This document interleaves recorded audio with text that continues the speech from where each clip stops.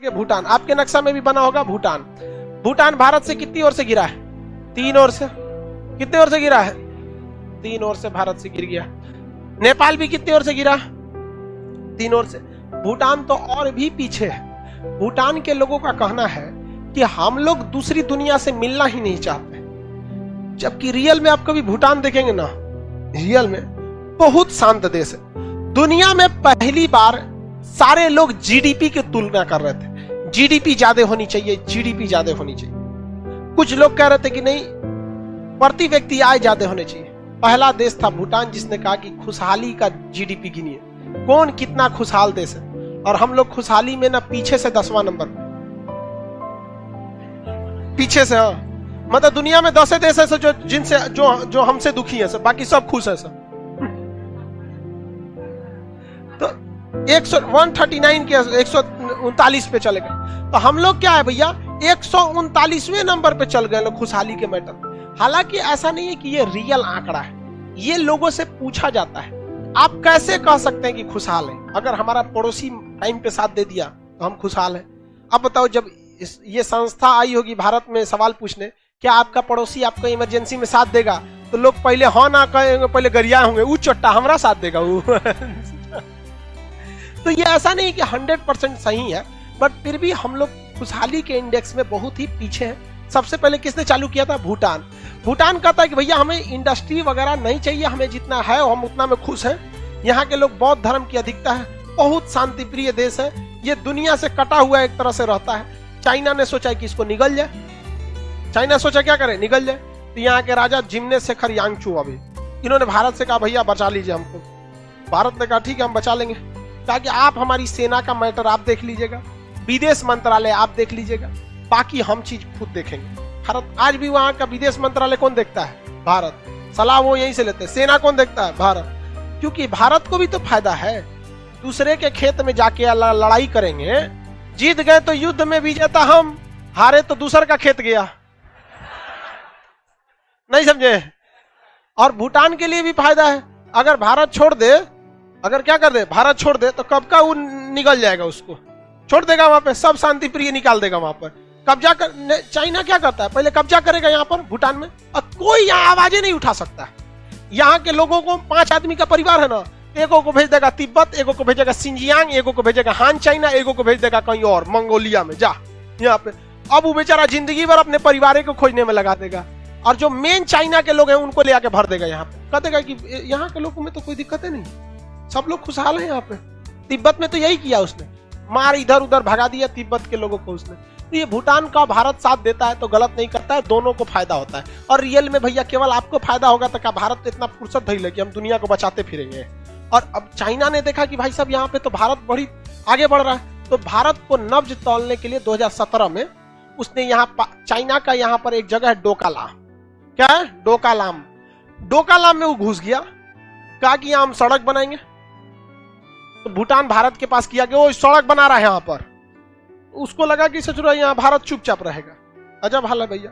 देखिए कुछ भी हो, मोदी जी रोजगार के मामले में भले ढीला पड़ गए हो, लेकिन बॉर्डर के मामले में भैया जबरदस्त आदमी, ये बात हम भी बहुत मानते हैं। यहाँ पर एक नंबर है, बॉर्डर नीति में हम कोई दो राय नहीं है। थोड़ा रोजगार के मुद्दा पे आंख मूंद लेते हैं, हमको क्या दिक्कत है, यहाँ ये गड़बड़ है, लेकिन बॉर्डर वाले में कोई समझौता नहीं। तुरंत ही यहाँ से भारत सरकार ने भी सेना लगा दिया।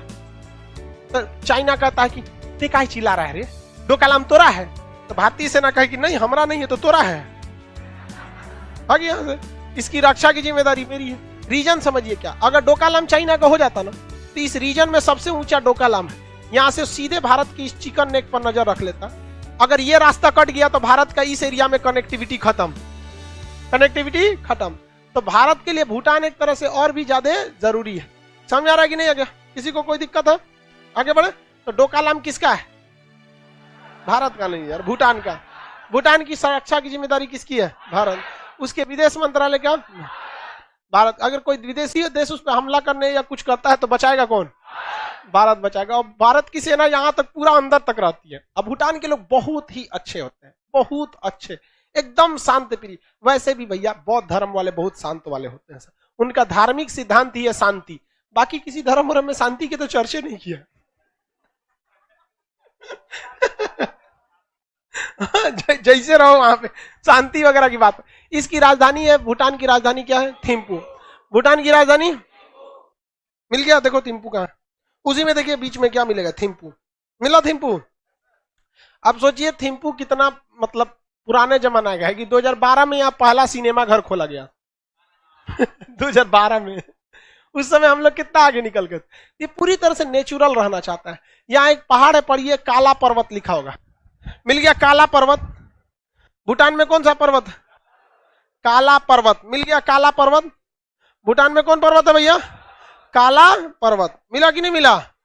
भूटान में पहाड़ है या नहीं है?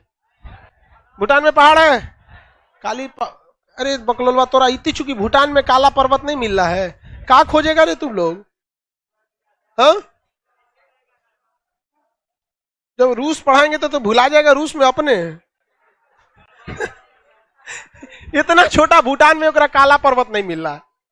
मिल गया काला पर्वत। यहाँ भूटान में पहाड़ ज्यादा है सब, पहाड़ ज्यादा होने की वजह से बादल वगैरह से ये हमेशा पहाड़ टकराते रहते हैं, धड़ाम धड़ाम टकराते रहते हैं, इसलिए इसे लैंड ऑफ थंडर बोल्ट कहते हैं, तड़ित झंझावात का शहर। और यहाँ से जो नदियां निकलती हैं उन नदियों में रफ्तार बहुत तेज होता है। तो भारत सरकार ने भूटान से कहा कि देखो भैया, तुम्हारे पास न पैसा है न टेक्नोलॉजी है, हम एक काम करते हैं, इन नदियों पे हम बांध बना देते हैं। इन नदियों पे क्या करते हैं? बांध बना देते हैं। इस बांध से बिजली बनेगी, जितना तुमको बिजली की जरूरत होगी तुम अपना फ्री में ले लेना, बची हुई बिजली को तुम भारत को बेच देना, न कि हम फ्री में लेंगे। यही वजह है कि भारतीय संस्कृति को हमेशा श्रेष्ठ रखा जाता है कि हम लोग छोटे से छोटे देश को कभी सता के कचल के आगे बढ़ना सीखे ही नहीं। यह हम हिंदुस्तानियों की खराबी है कि हमारे डीएनए में क्रोमोजोम के साथ साथ इंसानियत भी पाया जाता है, बाकी दुनिया में कहीं नहीं पाया जाता। वरना खुद बता भाई, टेक्नोलॉजी हमारी, सीमेंट मसाला सभी चीज हमारा, इंजीनियर हमारा, पैसा हमारा, तुमको फ्री में बिजली चाहते तो चाइना की तरह हम फ्री में ले ही सकते, लेकिन हम लोग उसे क्या करते हैं? खरीदते हैं। और ऐसी बिजली घर में यहाँ 3 सबसे प्रमुख परियोजना है, ताला परियोजना, दोगाछू परियोजना और चूखा परियोजना। ताला, चूखा और दोगाछू परियोजना। तो ये परियोजना में अक्सर क्वेश्चन पूछता है ताला परियोजना कहाँ है, तो लड़का मार देता है अलीगढ़, उसको लगता है ताला उद्योग पूछ रहा है। अरे भैया, ताला उद्योग कहेगा तो अलीगढ़, लेकिन ताला परियोजना कहेगा तो भूटान। ताला परियोजना क्या है? बिजली घर। क्या है भैया? बिजली घर। किसी को कोई दिक्कत है ताला में? किसी को कोई दिक्कत नहीं। भूटान का शहर देखिए थिम्पू, थिम्पू के पहला अक्षर के आगे पारो, मिल गया पारो। अरे देवदास वाला पारो नहीं, देवदास मूवी कैसा है जी? बढ़िया है, बहुत बड़ा मूवी है, देखने को टाइम ही नहीं मिल पाता। सुनते हैं बहुत बहुत फेमस मूवी है, खैर छोड़ो। ये पारो वहां की सांस्कृतिक राजधानी है। जैसे भारत की सांस्कृतिक राजधानी क्या है? काशी, बनारस। भारत की सांस्कृतिक राजधानी क्या है? बनारस। आज भी सबसे ज्यादा वैल्यू कहां के पंडित जी को मिलता है? हाँ, बनारस के पंडित जी को मिलता है। काशी वही बनारस का, वहां पंडित नहीं पंडा बोला जाता है, वहां के लोग बहुत विद्वान होते हैं। वैसे ही इसकी सांस्कृतिक राजधानी क्या है? पारो। लैंड ऑफ थंडरबोल्ट किसे कहते हैं? भूटान को। भूटान की सुरक्षा की जिम्मेदारी? भूटान में किस धर्म की अधिकता? भूटान की राजधानी? भूटान की नदियों में रफ्तार तेज या धीमा? यहाँ सबसे प्रमुख बिजली परियोजना ताला, दूसरा चूखा, और दूसरा दोगाछू। दोगाछू एक्चुअली ये भूटानी नाम है, इसलिए थोड़ा सा हम लोग को उटपटांग लग रहा होगा। अब मान के चलिए किसी को अब अंग्रेज को जाके बोलेगा ना विक्रमादित्य द्वितीय, ऊपर बोले नहीं जाएगा what is this Vikramaditya, why no. देखते हैं अजीबे बोलता है। ओ माय गॉड, सब सीबीएसई वाला रहता है वहां। चूखा और दोगाछू परियोजना, चूखा और दोगाछू परियोजना सबसे फेमस। पूछेगा कौन एग्जाम में? ताला। हालांकि तीनों पूछता है, ऐसा नहीं है, अलग अलग करके तीनों पूछ देता है। किसी को कोई दिक्कत नहीं है? आगे बढ़ जाएं, चलिए सूचना सुनिए। आप लोग का ई